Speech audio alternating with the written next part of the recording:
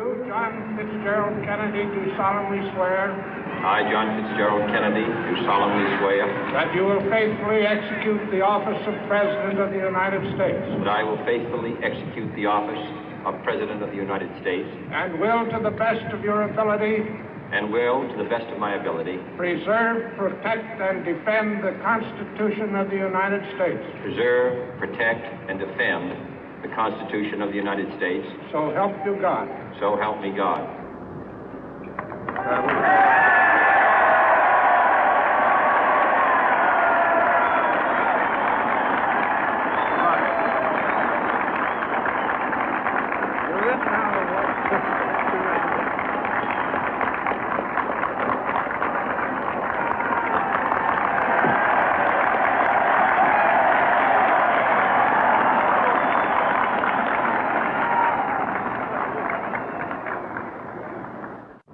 Vice President Johnson, Mr. Speaker, Mr. Chief Justice, President Eisenhower, Vice President Nixon, President Truman, Reverend clergy, fellow citizens. We observe today not a victory of party, but a celebration of freedom, symbolizing an end as well as a beginning, signifying renewal as well as change. For I have sworn before you and Almighty God the same solemn oath our forebears prescribed nearly a century and 3/4 ago. The world is very different now, for man holds in his mortal hands the power to abolish all forms of human poverty and all forms of human life. And yet the same revolutionary beliefs for which our forebears fought are still at issue around the globe. The belief that the rights of man come not from the generosity of the state, but from the hand of God.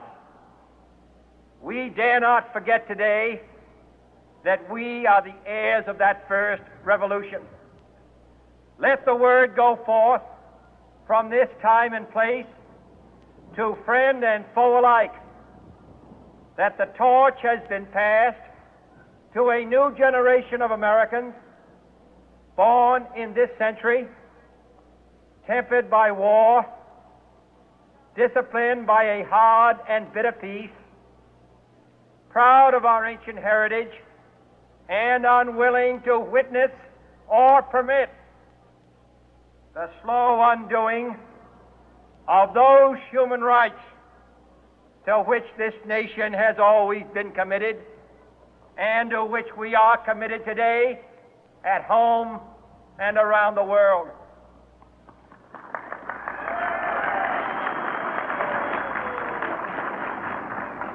Let every nation know, whether it wishes us well or ill, that we shall pay any price, bear any burden, meet any hardship, support any friend, oppose any foe to assure the survival and the success of liberty.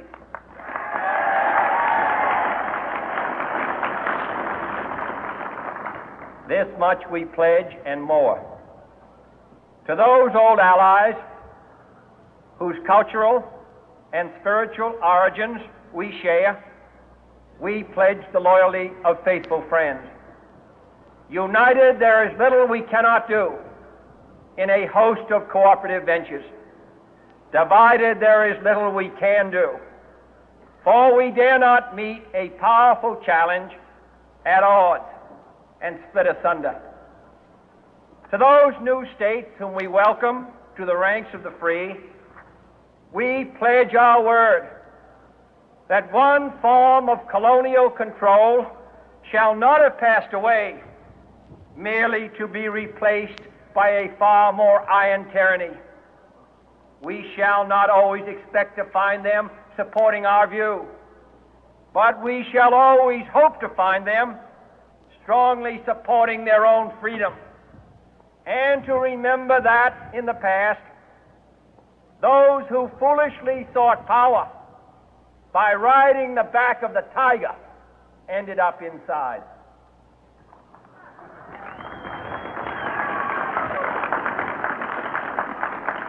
To those people in the huts and villages of half the globe struggling to break the bonds of mass misery, we pledge our best efforts to help them help themselves for whatever period is required, not because the communists may be doing it, not because we seek their votes, but because it is right.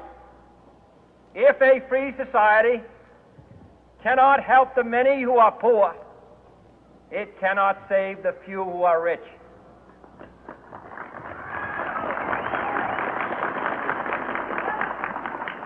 To our sister republics south of our border, we offer a special pledge to convert our good words into good deeds, in a new alliance for progress, to assist free men and free governments in casting off the chains of poverty.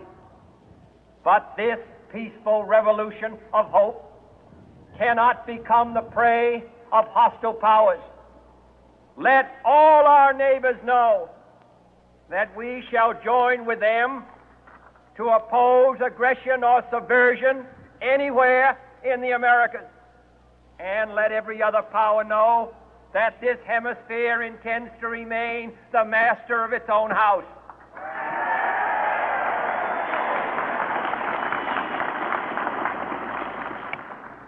To that World Assembly of Sovereign States, the United Nations, our last best hope, in an age where the instruments of war have far outpaced the instruments of peace, we renew our pledge of support to prevent it from becoming merely a forum for invective, to strengthen its shield of the new and the weak, and to enlarge the area in which its writ may run. Finally, to those nations who would make themselves our adversary, we offer not a pledge, but a request that both sides begin anew the quest for peace. Before the dark powers of destruction, unleashed by science, engulf all humanity in planned or accidental self-destruction, we dare not tempt them with weakness, for only when our arms are sufficient beyond doubt can we be certain beyond doubt that they will never be employed.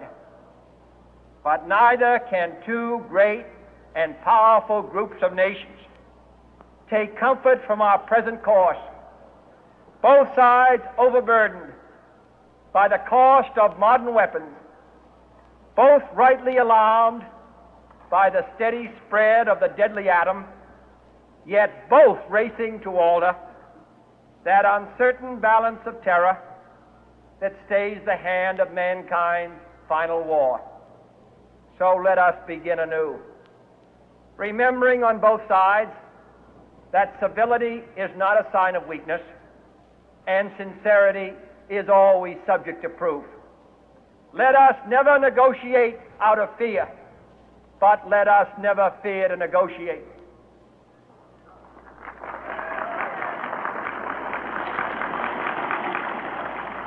Let both sides explore what problems unite us, instead of belaboring those problems which divide us. Let both sides, for the first time, formulate serious and precise proposals for the inspection and control of arms, and bring the absolute power to destroy other nations under the absolute control of all nations.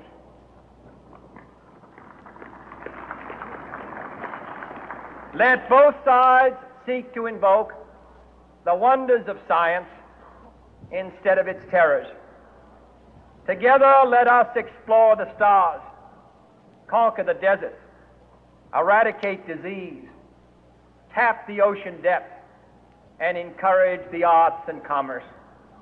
Let both sides unite to heed in all corners of the earth the command of Isaiah to undo the heavy burden and let the oppressed go free. And if a beachhead of cooperation may push back the jungle of suspicion, let both sides join in creating a new endeavor, not a new balance of power, but a new world of law, where the strong are just and the weak secure and the peace preserved. All this will not be finished in the first 100 days, nor will it be finished in the first 1,000 days, nor in the life of this administration, nor even perhaps in our lifetime on this planet. But let us begin.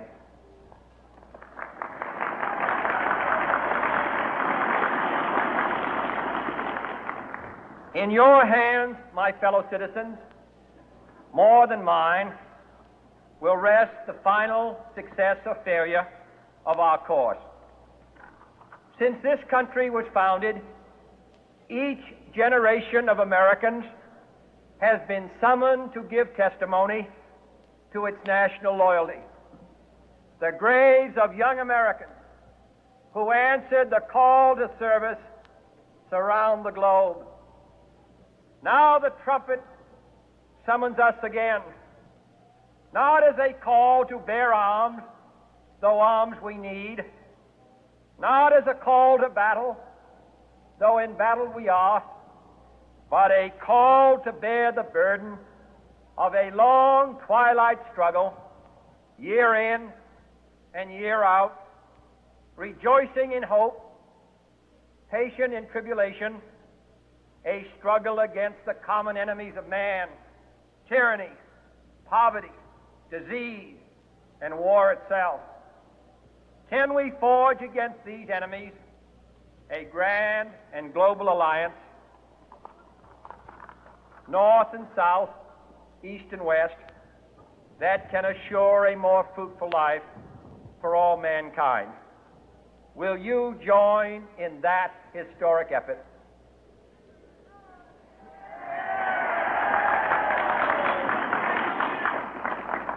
In the long history of the world, only a few generations have been granted the role of defending freedom in its hour of maximum danger.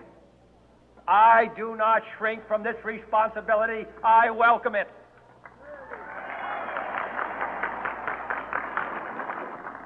I do not believe that any of us would exchange places with any other people or any other generation.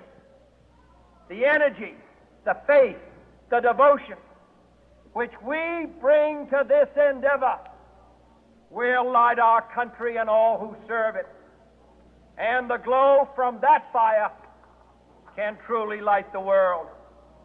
And so, my fellow Americans, ask not what your country can do for you, ask what you can do for your country.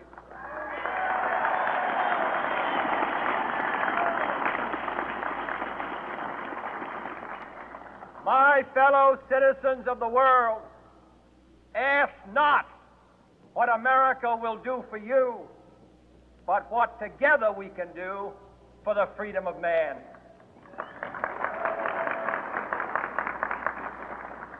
Finally, whether you are citizens of America or citizens of the world, ask of us here the same high standards of strength and sacrifice which we ask of you.